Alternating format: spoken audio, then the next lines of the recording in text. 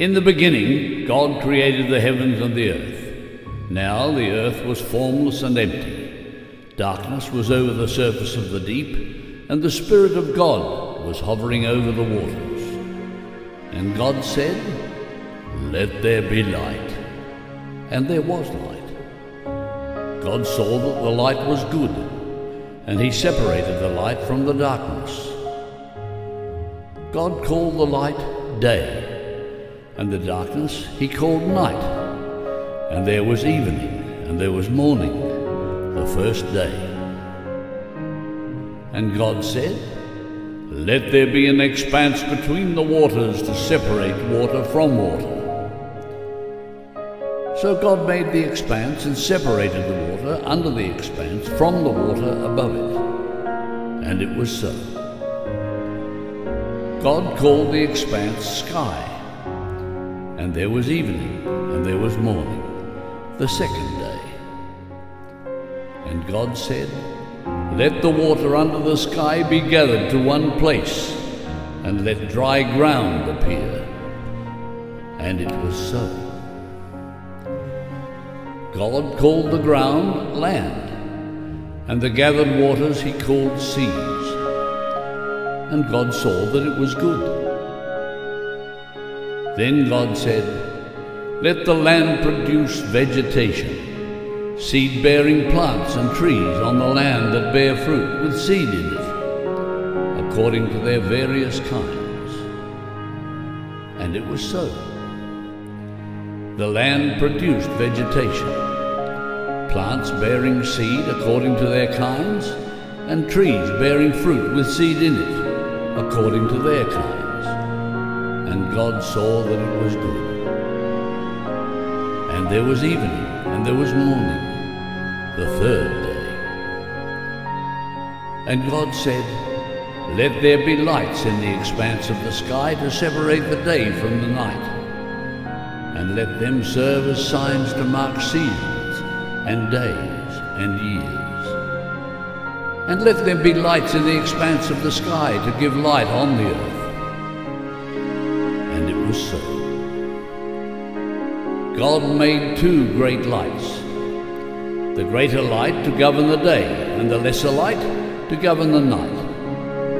He also made the stars.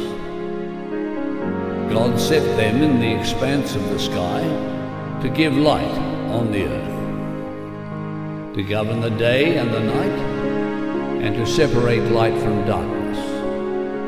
And God saw that it was good. And there was evening, and there was morning, the fourth day. And God said, "Let the water teem with living creatures, and let birds fly above the earth across the expanse of the sky." So God created the great creatures of the sea, and every living and moving thing with which the water teems, according to their kinds, and every winged bird according to the kind. And God saw that it was good. God blessed them and said, "Be fruitful and increase in number, and fill the water in the seas, and let the birds increase on the earth." And there was evening, and there was morning, the fifth day. And God said, "Let the land produce living creatures according to their kinds, livestock, creatures that move along the ground, and wild animals each according to its kind." And it was so. God made the wild animals according to their kinds, the livestock according to their kinds, and all the creatures that move along the ground according to their kinds. And God saw that it was good. Then God said, "Let us make man in our image, in our likeness, and let them rule over the fish of the sea and the birds of the air, over the livestock, over all the earth, and over all the creatures that move along the ground." So God created man in His own image. In the image of God He created him, male and female He created them. God blessed them and said to them, "Be fruitful and increase in number. Fill the earth and subdue it. Rule over the fish of the seas and the birds of the air, and over every living creature that moves on the ground. Then God said, I give you every seed-bearing plant on the face of the whole earth, and every tree that has fruit with seed in it. They will be yours for food. And to all the beasts of the earth, and all the birds of the air, and all the creatures that move on the ground, everything that has a breath of life in it, I give every green plant for food. And it was so. God saw all that he had made, and it was very good. And there was evening, and there was morning, the sixth day.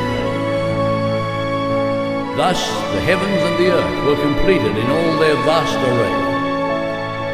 By the seventh day, God had finished the work he had been doing, so on the seventh day he rested from all his work. And God blessed the seventh day and made it holy, because on it he rested from all the work of creating that he had